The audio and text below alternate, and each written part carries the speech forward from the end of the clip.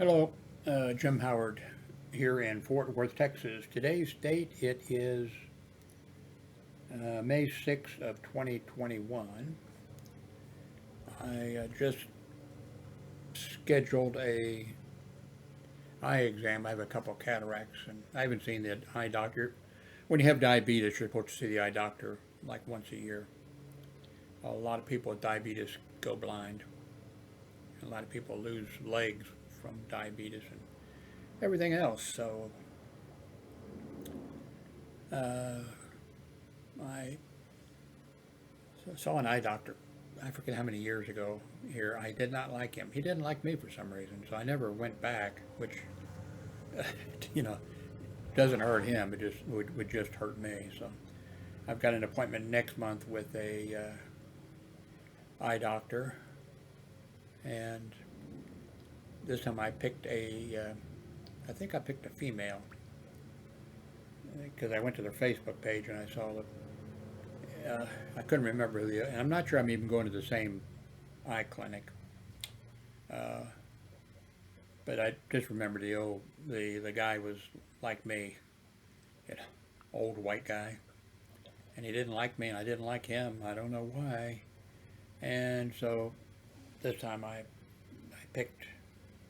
Actually, I went to their Facebook page, and they had a thing where they honored, the thing for Doctor's Day or something. They had the well, they have more offices, but I guess they got them together. Well, probably they just took their pictures and put them together. But I saw a young Asian guy, and then there were some females. So, and they were on the younger side. And I thought I'm not doing too good with guys that look like me. So I told him to set me up with an appointment for either the Asian guy or the one of the women, and I forget what I'm hooked up with. So I'm sure you can hear the lawn crew outside. We live in an apartment complex, and the lawn crew comes out. I don't know how often. It seems like quite often. At least once a month. I think more than once a month, and take care of the grass and stuff like that. Uh, Says here, this is just going to be a random, whatever. If I'll go off in some tangent depending on what I see. Steel prices have tripled now. Bank of America is worried. There's a guy there welding. That looks familiar. I did that for many years. Uh, I went to welding school in Cleveland, Ohio, Lincoln Electric Company.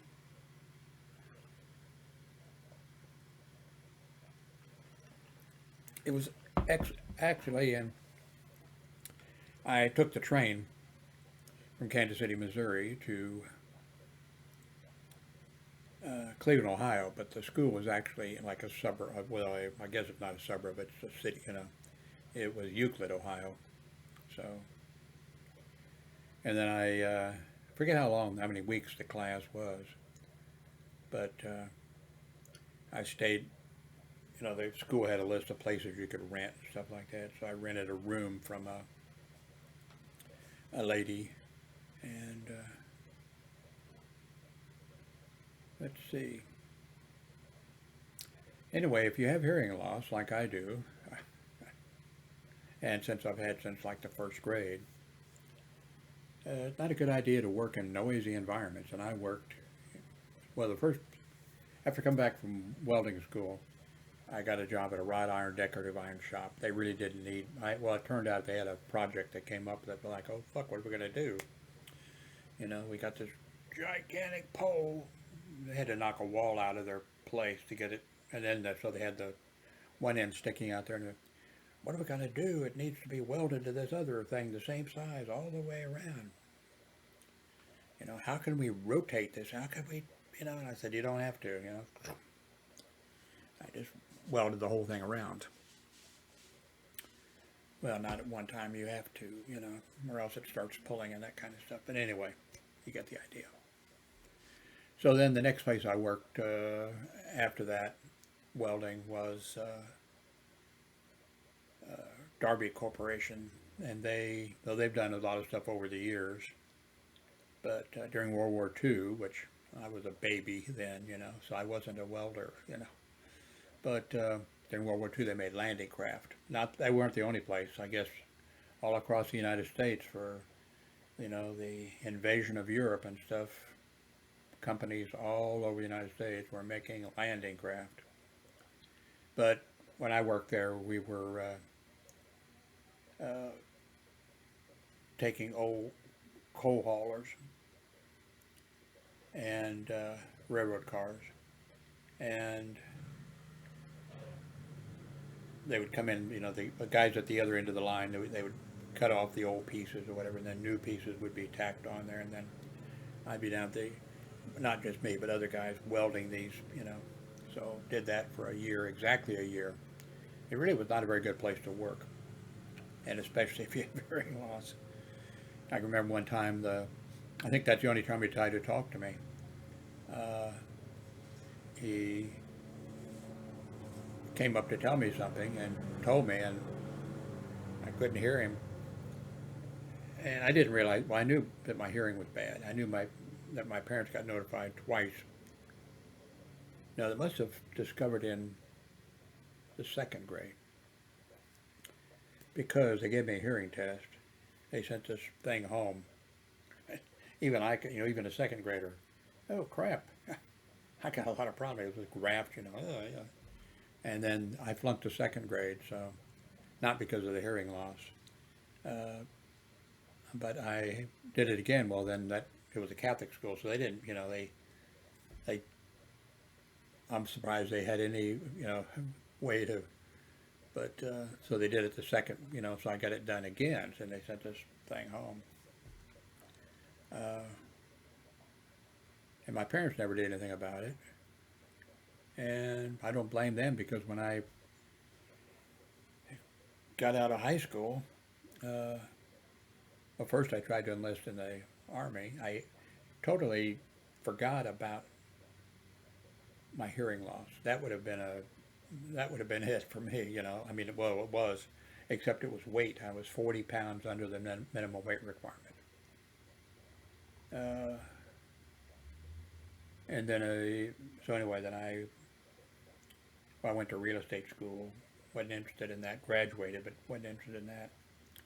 Then my dad paid for me to go to welding school, and then that was and I came back and there was jobs. But and then I had, I belonged to a union. I had good pay. I had health insurance, all this kind of stuff. I never went to had my hearing tested. And then when I had to do a couple years after the Army, as soon as I got out of high school, I went to a military high school. That makes it sound like I had money. My parents, no, it was just working class people. But I went to a Catholic military high school. And the reason I went to it was, well, it was a mistake. There were no girls. I didn't think, I didn't even think of that. I just thought, it's a military high school. I want to go that because I'm going to go in the Army. But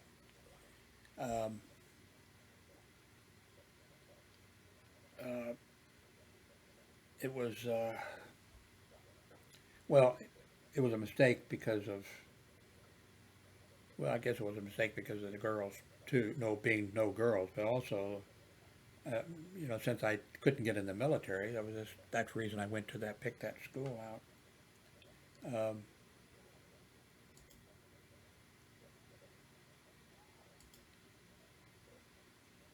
So, a couple years later, well, anyway, then I, went to real estate school, and then I went to welding school, and then I went to work at the Rod Iron, then I went to work at the Darby Corporation. Was not a really good place to work. And, I mean, it was, you might as well have been outside. I mean, you were in this, there was a roof on this building, and it was, gigantic, because they brought railroad train cars in there and trains, and stuff, but there was really no walls, you know, maybe for part of it, well, for around the office area or whatever, but uh,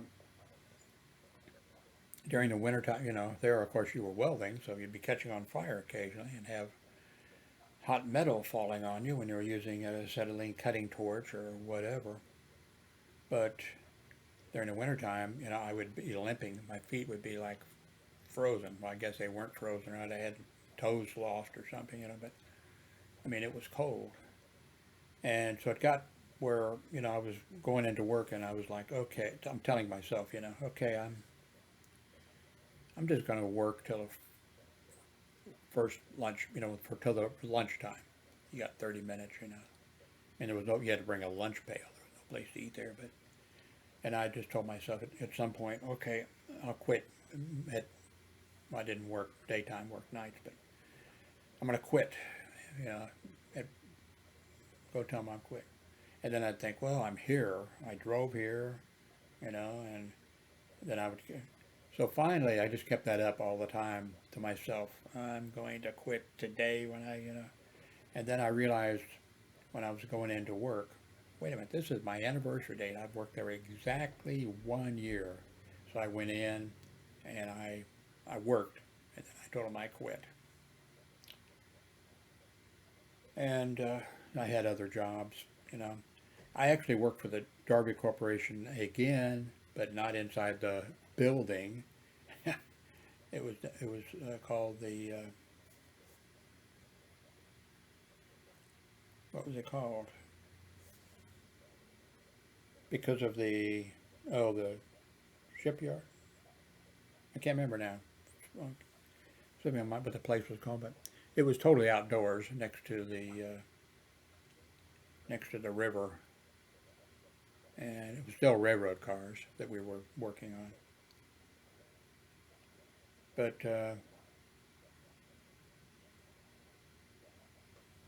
anyway, just see, I told you I was going to this thing about the shipyard.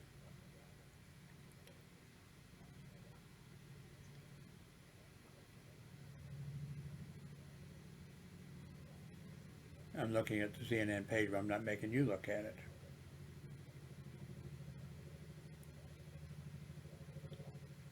IBM says it has created the world's smallest and most powerful microchip. IBM, Microsoft. And so I'm guessing that we're going to, you know, how Apple has their M chip or whatever that is, they manufacture their own chip, and those chips now are in, or either are in or going in all of the, you know, Apple phones and their Apple iPads, and I guess they're not iPads, but that type of stuff. So that's a fantastic, powerful chip. So looks like Apple's gonna have some competition. The Florida governor, Ron DeSantis, signs a restrictive voting bill. You know, when I was younger, when I was a young man growing up and everything, when there was politicians on TV or groups of politicians and that kind of stuff, that they were trying to, you know, the first job I actually had was, I was in grade school. And I was out walking through the neighborhood and it was voting day, and there was a polling place there. And a guy comes over and, you know, a Democrat, you know, and he says, you know, something, you know, and he said, "Do you want to help?" And I said, "Yes." I knew I was a Democrat. By the way, I'm a Democrat, you know, because both my father and my mother were, you know, Democrats. Everybody of that age group, early after Herbert Hoover as president, and then when Franklin D. Roosevelt, everybody was pretty much Democrats, except for the fanatic group of Republicans who, you know, no matter what, you know, we're still a fanatic group of Republicans. Not nearly as bad as, you know, what we have nowadays. But I said, sure, I'll help. And so then, I was dressed, you know, I don't know, blue jeans, a t-shirt or something, rather. And in grade school, so I was out there handing out stuff. And then this kid, if you ever saw the Leave It to Beaver, and who was the the brother's friend that came over. We have an whatever his name was. I mean, that's the name we like kind of use for a certain type of a. I guess a kid or something. Somebody that's going to come in and lie to your parents and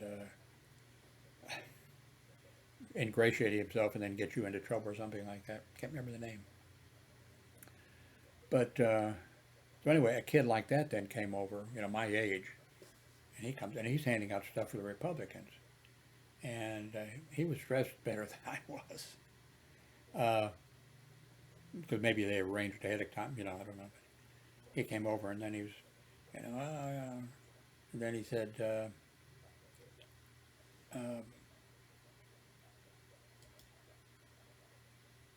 "How much are they paying you?" And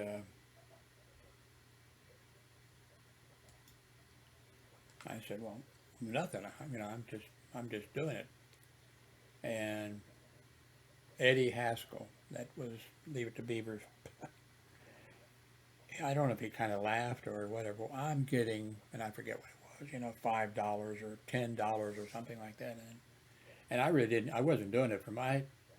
Like I said, my parents were not wealthy. My father was a boilermaker.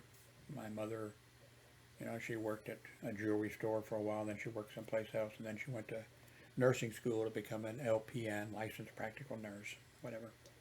But, and they both worked all the time. But the kid said, I'm getting such and such, ha ha ha, and then he, of course, laughed.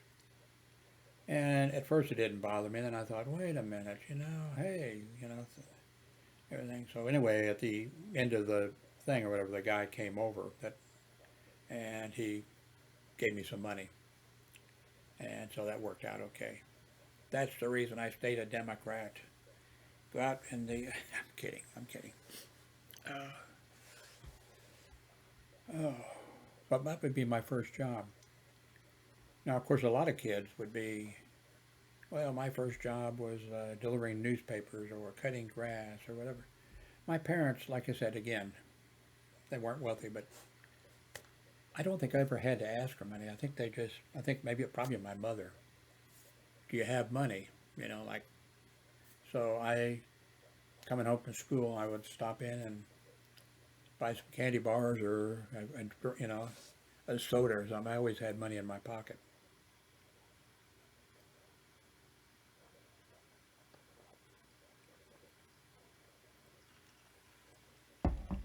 I had a kid that went to, or a friend, we were in grade school together, and we both graduated, the same time, and we both went to, the military academy. I believe Fred's, I think it was his stepfather. He was on the USS Ward, right outside the entrance. He was in the Marine Corps, on a gun mount on the ship. And this is December 7th, 1941, and the USS Ward spotted the periscope of a submarine where a submarine was not supposed to be, and engaged it, and actually sunk it. And I believe that this gun mount, I'm not sure the depth charge actually did it. I think the gun, that was so close, I think so. Actually, we think, December 7th, 1941, Japan attacked, no, the USS Ward attacked this Japanese, I think it was like a two-man sub. I don't think it had much, because Japan, I think 4 of them, and one of them that got into the harbor, I think, went up on the shoreline or something, and I think it was one of them must have died. Japanese naval man that was in the submarine was captured, and he was the first and he was captured like on December 7th, 1941. But anyway, this friend of mine, I think it was his stepfather, was maybe he didn't pull the trigger on the gun, but maybe he's putting a show on it or something. So, but anyway, my friend Fred, he wanted to be.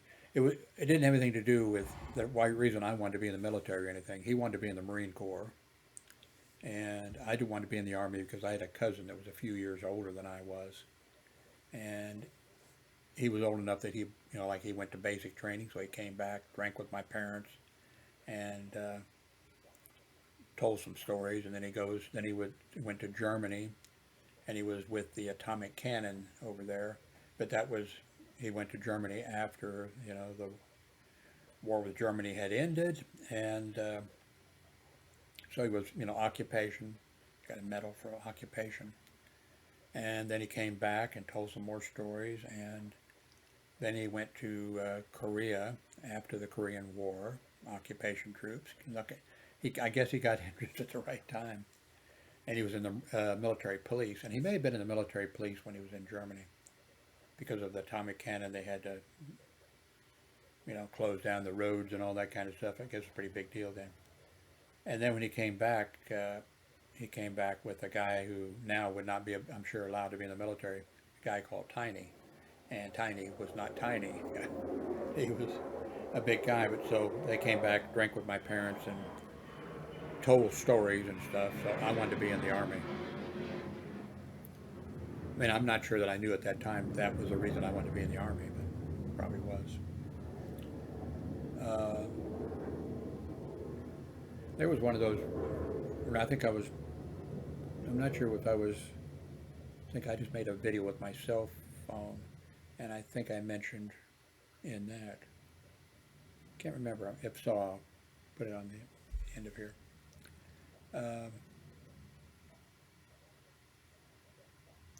Oh, that's what I was getting at. I got sidetracked, didn't I? It used to be that governors and politicians, Democrats and Republicans or whatever, on TV, when TV came into existence, and things like that, they'd say, be sure and vote. Now, election's coming up, be sure and vote. No matter who you vote for, be sure and vote. Now, the Republicans are doing everything they can to make sure that Democrats and people of color and working class people know that they don't vote. And that we've just come so far, and things are so bad. A mother and a friend, gossip chain prompts the FBI to identify a U.S. Capitol riot defendant. Thank God, that could have been somebody like me. My mother and father both were alcoholics. And of course, my beginning, my mother, well, probably my father too, I saw her, just have a beer. She didn't like beer, but just have a beer so that she could sit across the table from my dad, who was drinking, beers at that time. But both my mother and father, both alcoholics, both worked every day. Come home. Now my mother would come home from nursing and make herself a sandwich and a highball, and get her telephone directory out, start with A, and just start calling people, family, and well, not just family, anybody that was in her phone book. And now, if you were like we had some family, my father had 3 sisters and 7 brothers. One of the sisters, they were all really nice. The whole family was, but the sisters especially were not, seemed like they were nice. And Aunt Annie, she was lucky, really. Well, not lucky to get a phone call from my mother when she was drunk, but she was like the first one. She was A. And by the time, her name's Howard, by the time my mother got to Howard, some of them were, it would, you know, be 1 or 2 o'clock in the morning. And I can remember leaving my room and going to get my TV turkey dinner out of the oven. That was before microwaves. If you want to know the reason I was 40 pounds under the minimum weight requirement, I think was I ate like Gouda cheese and basically, and I drank Coke and basically lived on TV turkey dinners, and they were the little tin things in at that time, you know, because they weren't microwave, you know, you could, and I don't think there was any at that point. I think nowadays there would be food value, some food value, in a TV dinner of some kind. Maybe it would be high in salt or high in something. But back then, I think those TV dinners that you may see on some type of old TV show or old commercials or something like that, I have a feeling that they had like 0% of food value or something in them, because I was, when I went for my selective service physical, there were 200 of us, all naked. I know there was 200 because they wrote with a magic.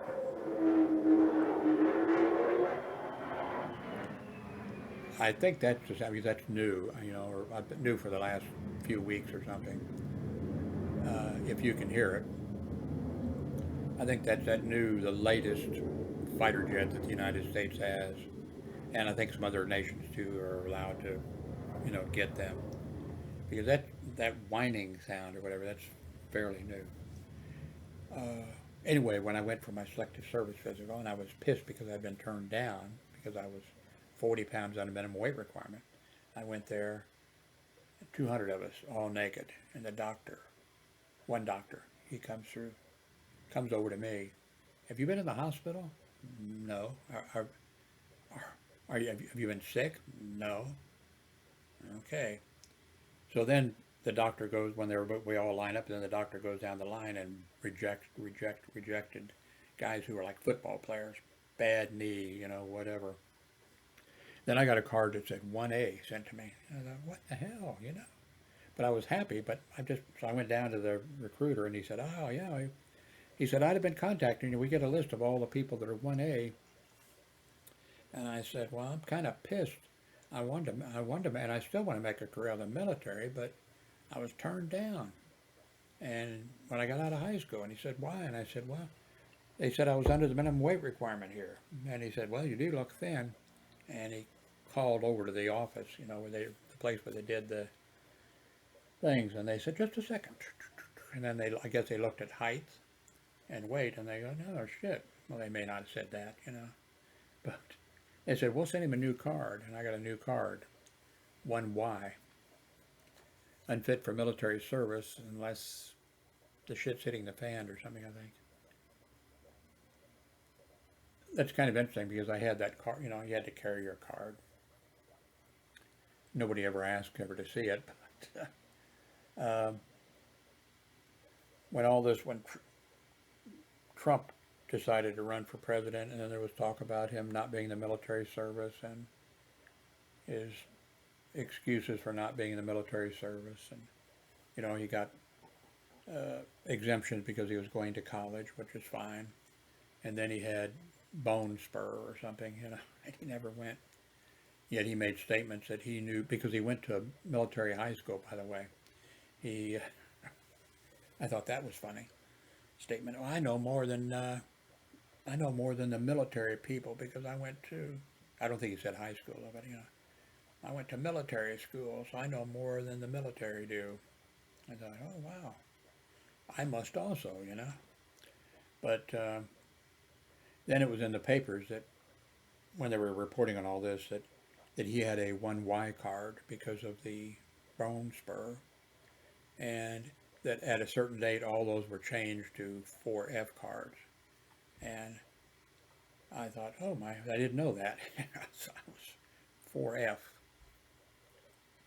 But if I had, and I never thought about my hearing at all, and for that selective service thing, they just had you know, we were all lined up, and the guys who had the the knees that were, you know, bad and all that kind of stuff. The guys that were, seemed to me like that they were the husky guys, you know, athletes, school athletes or whatever, when they come to drawing blood or whatever. Wow. Yeah. And when they saw me, it's a wonder, with all these big husky guys, it's a wonder they didn't come and say, let us hold you while we draw your blood. But, you know, I was okay, except I couldn't give them urine. I forgot about that. It took, to process these 200 guys, um, the morning. And then I think these people were planning, well, they probably had paperwork to do, but I think the people who worked there they were planning on going home probably. But there was one guy who was still there who couldn't give them urine. Me, out of 200. And I kept saying, can I go across to the Union Station and get a Coke? No, you can't. Oh, no, you can't do that. You know, you have to have the urine specimen. And then finally, it was about time, 4 o'clock or 4:30 or something. I said, can I go across? They said, yes, go. I went across, had a Coke, came back, pissed in their thing, you know.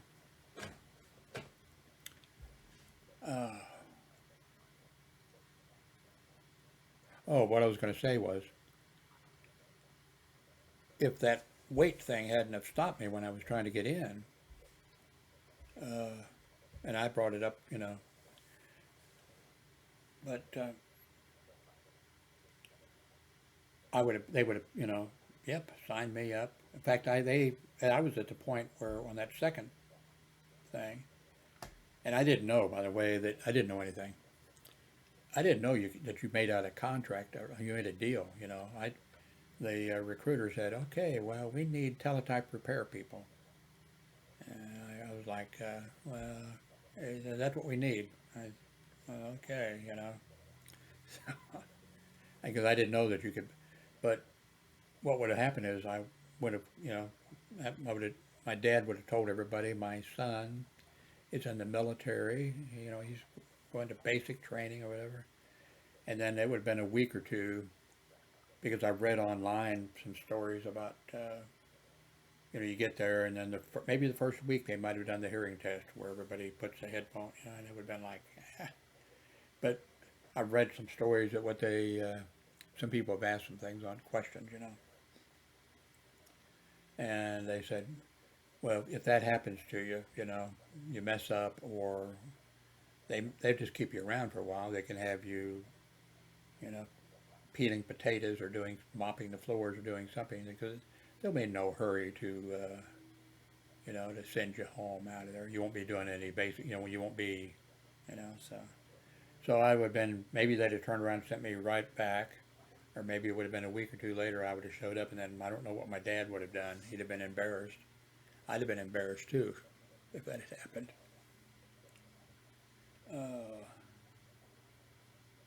Anyway, this mother friendly, I'm not going to check it, but sounds like, oh, I see my mother, yeah, she'd be on the phone, out drinking, you know, and telling everything, you know. So, the U.S. Army will allow female soldiers to wear ponytails in all uniforms. I don't see anything wrong with that. I think it's probably a good idea, because I don't think they had much, I don't know what options they had, you know, I mean, really. It's, probably your hair couldn't be, you know, had to be above your collar or something, I don't know.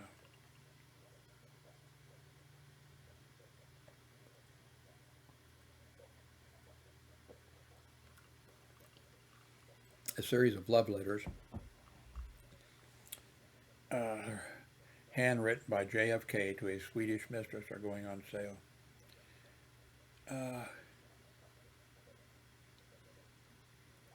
I'm sure because I can remember when the John F. When I went to welding school, I voted by absentee ballot because because I was out of the state. I voted for John F. Kennedy. Uh, but you know, after he was elected and everything, I had a Republican friend. Actually, he belonged to the John Birch Society. But uh,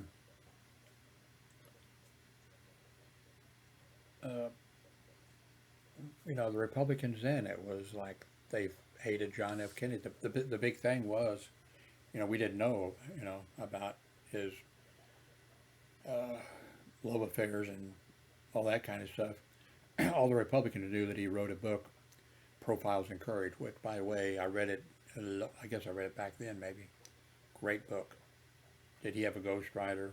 Yeah, but John F. Kennedy had he was in bad health, actually.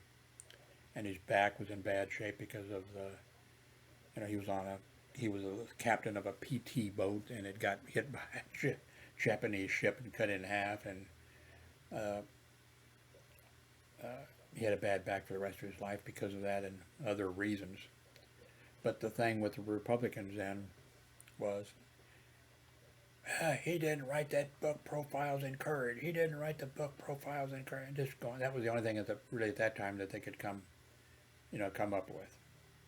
Until the Bay of Pigs invasion, and then it was, he didn't support those troops that, landed on the beaches there in Cuba. And of course,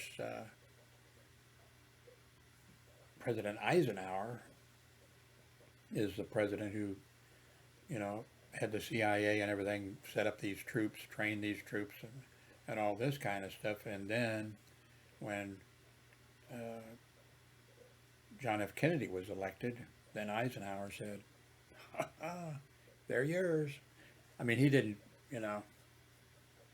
Eisenhower wasn't free. He was a Republican, and of course actually I don't think he was a Republican. Well, he was elected. The Democrats wanted to run him too. It was after World War II, General Eisenhower. Democrats said, hey, and Republicans said, hey, and Eisenhower was smart enough to, the Democrats have had the presidency for ever. FDR, I had 3-4 terms or whatever. Of course, he died shortly after this, but, and Truman for 2 terms, and everything, but,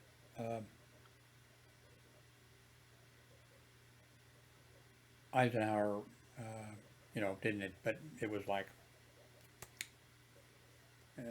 here they are, and, that's not something you want to be, if you're elected president of the United States or the head of any country. You don't want somebody saying, oh, by the way, I just started this war, or I've just started this thing, and I've got all these troops trained, and they're all committed. But if you want to, you could go ahead and just cancel the whole thing. Of course, you'd be looking like you were making deals with the USSR or something, 2,000-year-old marble head of Rome's first emperor discovered.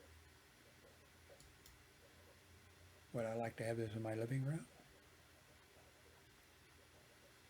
That looks kind of creepy. I'm not sure you're able to see it. Let me pull this up here. No, you can see it okay. I'm up in the little corner.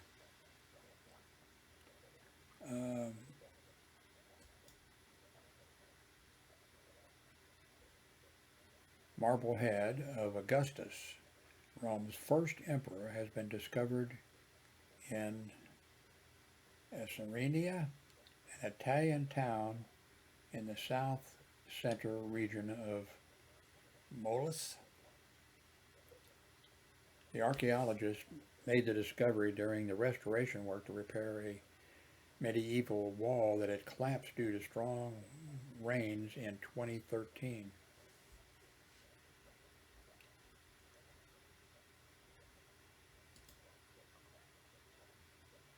Okay, I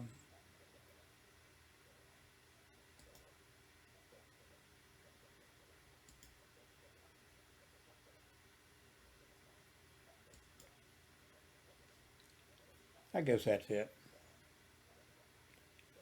There's no news in this, but I need to take my morning meds. And I need to take the naproxen also, because my arthritis is starting to hurt like crazy.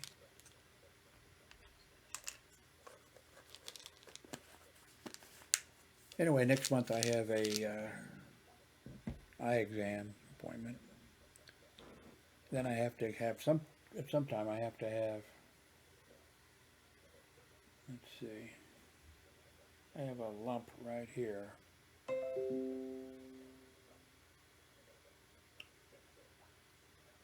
Then I need to see the foot doctor and the urologist. Oh, it's so wonderful to be old. Thank you very much for watching.